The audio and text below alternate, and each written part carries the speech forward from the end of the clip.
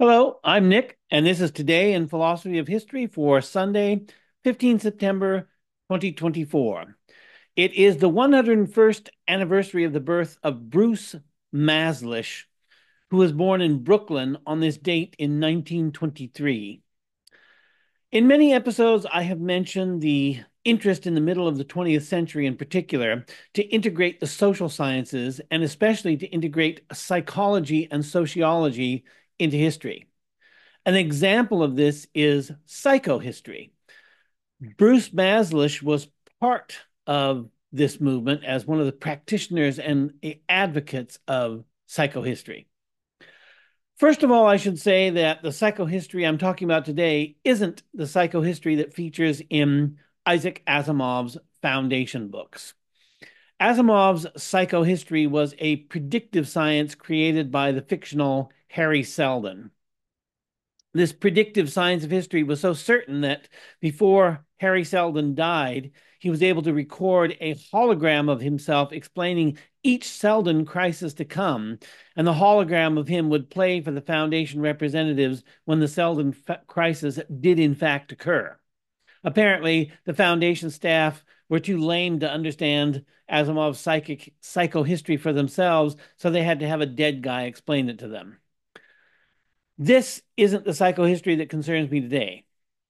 Getting back to non-fictional psychohistory, exactly how history is related to psychology, or how we believe psychology ought to be related to history, is not at all well understood.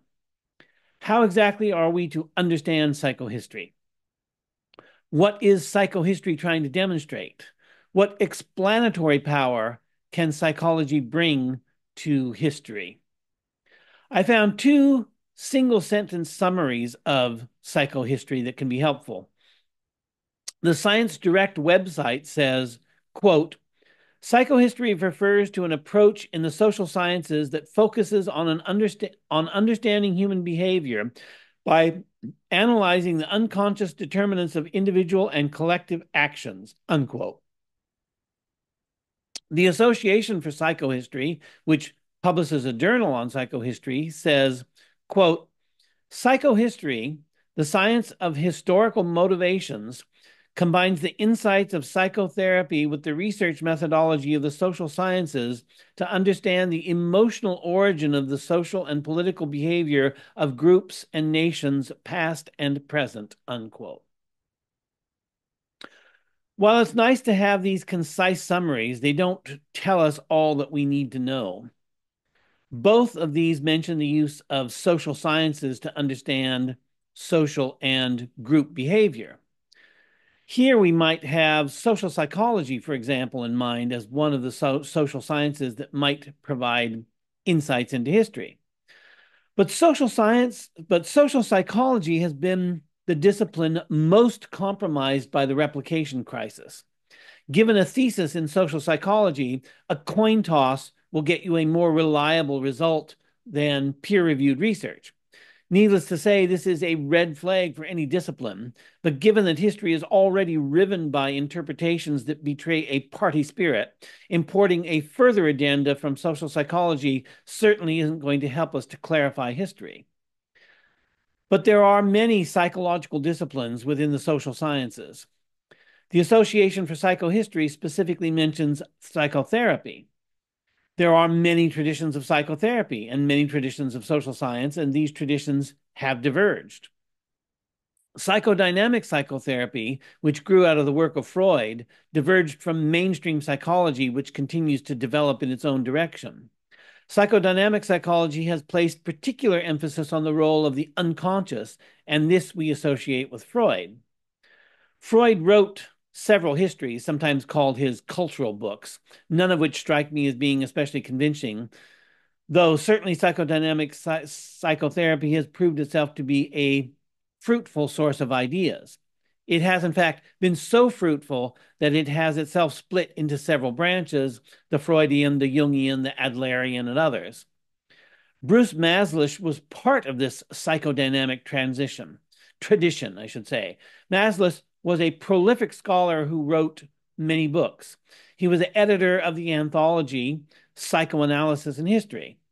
In the introduction to this work, Mazlish despaired of history's neglect of psychology. Quote, "Why should history, the one discipline that deals especially with man's past and seeks explanation of that past largely in terms of men's motives, ignore so staunchly the one science, or at least attempt at a science, which centers itself on research into exactly these areas? Historians study man's collective past. Psychoanalysts study his individual past. Surely one would have thought that a mental bridge could be built to connect the two investigations," unquote.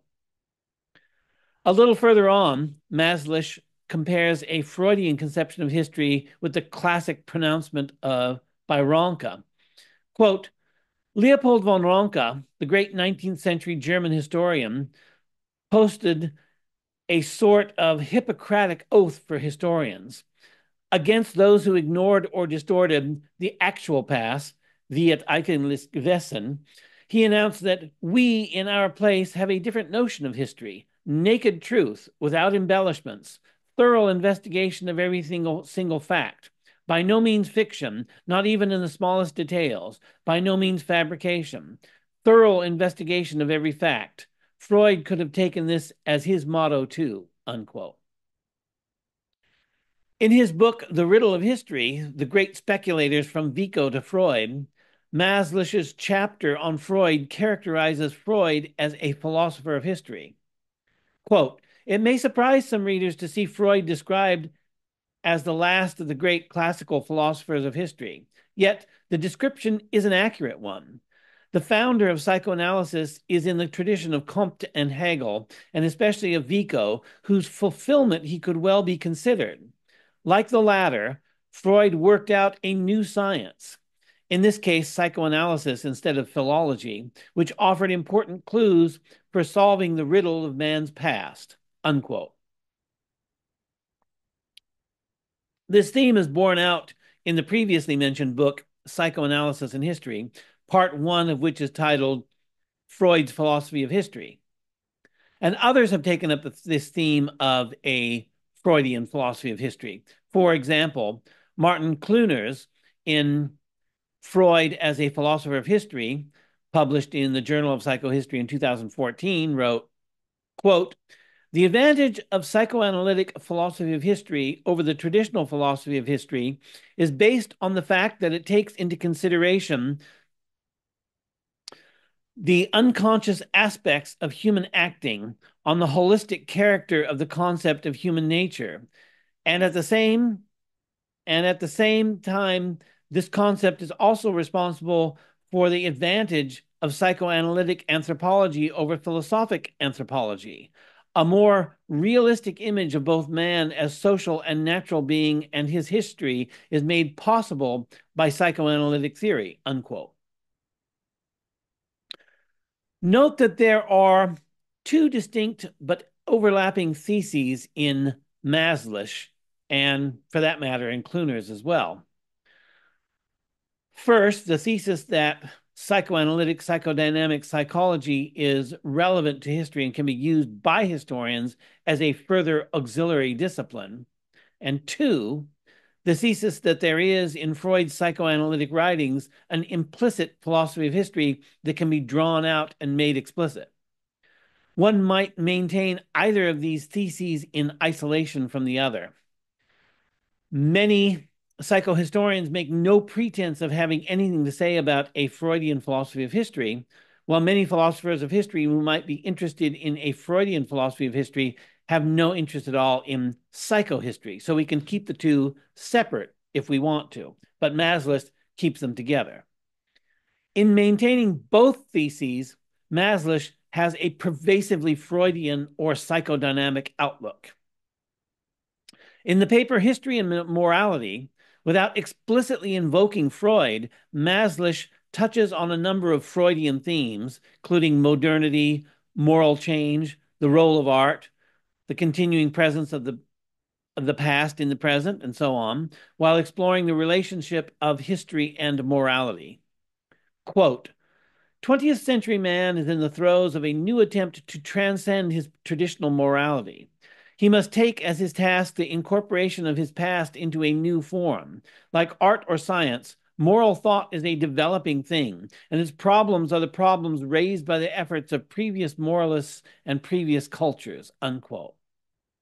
Here we see morality treated in a completely naturalistic way, which is to say, treated how the psychoanalyst would treat morality. And treating morality in this way, we don't see it as eternal and unchanging, but as a human phenomenon with a history.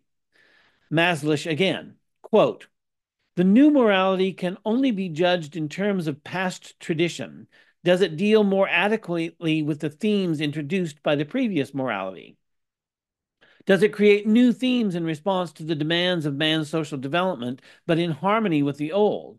Does it, in short, accord with the historical evolution of the other aspects of man's nature, art, science, literature, political, and economic forms, with the whole of his culture? Clearly, the new morality must not accord merely with man's pure, unconditioned willing. This was the Nazi error. Instead, although preserving the element of freedom, man is not helpless in the face of his history. At the same time, the new morality must search for a solution in harmony with the best parts of that history." Unquote. The questions that Mazlish poses are, again, naturalistic.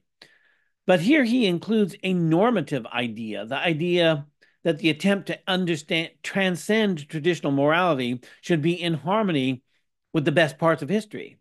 But what are the best parts of history? This is a question that naturalism cannot answer. And psychodynamic psychotherapy, as a natural science, if indeed it is a natural science, would have to make the leap from is to ought, and thus to lose its status as a science if it were to pronounce upon the best parts of history. Mazlish continues, quote, "History and culture, then, will render judgment on that solution in the same way it judges a Beethoven or Picasso, in the light of the very codes it has previously established. In short, it is not success which determines history and morality, but history and morality which determine success. The Tamerlanes and Hitlers have not passed judgment on culture, but culture has passed judgment on them. This is the true meaning of the dictum first introduced by the historically minded 18th century that the world's history is the world's court," unquote. Mazlish has here arrived at the same conclusion as Lord Acton. History will be the judge. We might even say that history will be the judge, jury, and executioner. This is a strangely complacent conclusion to come to, since history has sanctioned all kinds of evils no less than it has celebrated all kinds of goods. By citing the 18th century, Mazlish acknowledges that this is an idea with a history, but in calling the 18th century historically minded, he reveals the disconnect between historians and philosophers of history on the one hand, and on the other hand, the views of natural scientists, I should say. So while there is a lot here that is hopeful, by which I mean it is suggestive of fruitful ways of taking a new perspective on history, there is also a lot of confusion here. Freud was a big picture thinker whose work naturally draws those who would elaborate and extrapolate on his themes. Both psychohistory and a Freudian philosophy of history are evidence of this. We can expect, as Freud's influence waxes and wanes over the long delay, that there will always be Freudians who will seek to apply and extend Freud's work, as there will always be those who will bitterly oppose any psychoanalytical admixture into history, historiography, or philosophy of history. We have much to learn from this approach to history, but I have misgivings here as well.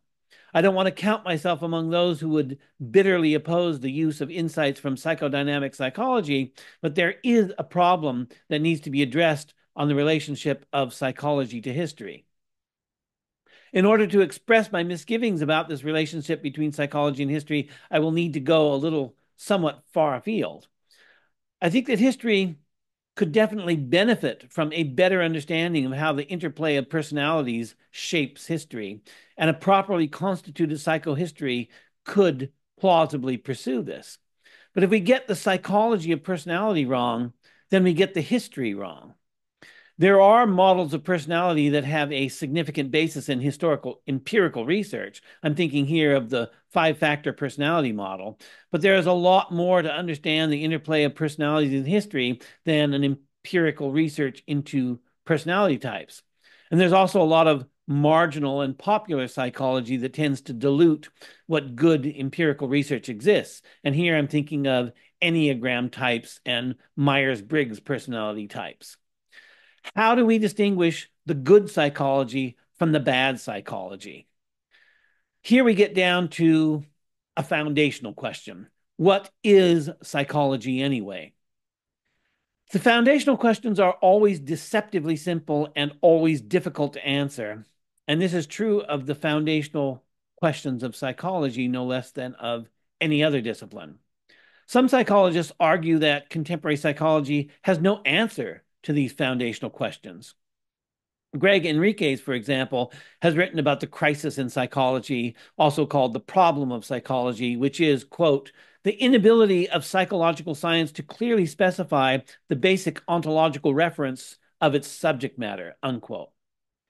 Greg shines a light on some of the problems of psychology by pointing out what he calls the enlightenment gap, which is a useful way of indicating the implications of the philosophy of mind that grew out of the Enlightenment and its presuppositions, and that worked quite well for the natural sciences, but not so well for the social sciences, and especially not so well for psychology and the psychological disciplines. You may have heard of Greg from his collaborations with John Vervaeke. Vervaeke has made a name for himself by formulating naturalistic interpretations of traditional Western mysticism, such as Plotinus and Neoplatonism.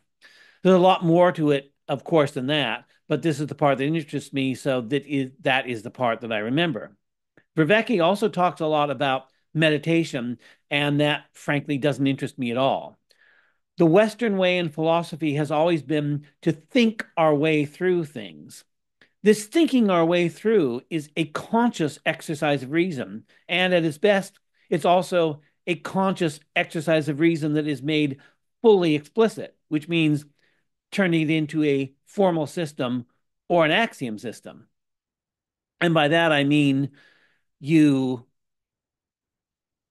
stipulate your axioms, which in formal contemporary terminology, we would say you give a class of symbols. You specify a class of symbols and your formation rules to make well-formed formulas out of the symbols. And then you specify your rules of reasoning, which we would call transformation rules, which are the rules that you apply to transform your well-formed formulas into other well-formed formulas. And then you, at each stage of your reasoning, you specify the axioms or rules of reasoning, or if you prefer, the formation rules and transformation rules, until you get to your conclusion. And then if anyone disagrees with you, they can put their finger on the exact spot where they disagree with you and say, this axiom is wrong, or this derivation is invalid. And then you move the whole conversation forward as a result of this explicitness. Ultimately, this leads us to rigorous systems of formal reasoning. While we could argue that the direction Vervaeke is moving in takes us in the direction of mysticism. Since I'm coming at the problems of psychology from the philosophical side, I see the crisis of psychology in terms of a crisis in reasoning and a failure to reason clearly.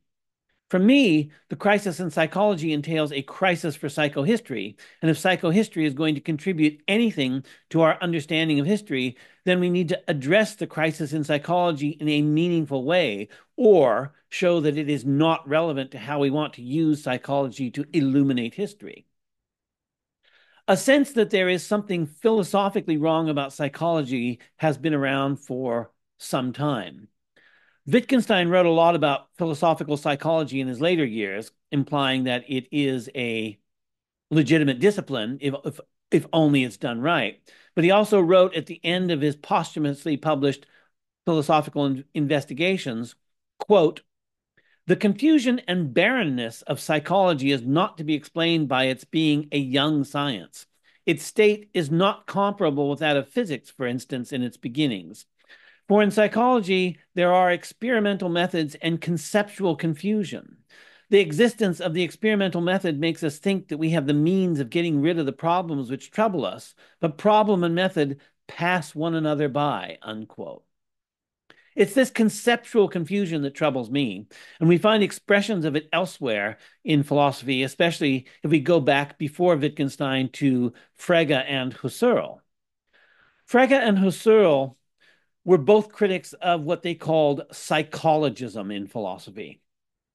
Husserl's first big work, which was The Philosophy of Arithmetic, was written in a psychologistic vein, so he was guilty of it before he turned on it, that is to say. Husserl sent a copy of Philosophy of Arithmetic to Frege, and Frege wrote an unflattering review of it.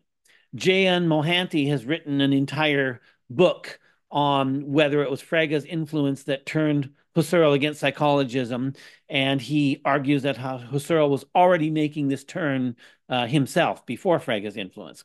In any case, in Husserl's next big book, The Logical Investigations, he devoted the entire first volume to prolegomena to pure logic, and most of this is devoted to the criticism of psychologism. So that goes on for some 200 pages. It's quite a detailed treatment. This may seem like a rather narrow and abstruse quarrel, but I'm going to try to show how this is relevant to philosophy of history. But as I said, I have to go a little bit far afield to do so. Mohanty gives a good sketch of what Frege and Husserl meant by logical psychologism. Quote, logical psychologism may be either weak or strong. Weak logical psychologism holds the view that the essential theoretical foundations of logic lie in psychology, so that psychological inquiry into actual human thought processes constitutes necessary but not sufficient conditions for inquiring into the foundations of logic. Strong logical psychologism considers logic to be a branch of psychology, the laws of logic to be descriptive laws of actual human thought processes, and understands those laws as making assertions about mental events, from all of which it would appear to follow that for this variety of logical psychologism, psychological inquiry into actual human thought processes constitutes both necessary and sufficient conditions for inquiry into the foundations of logic, unquote.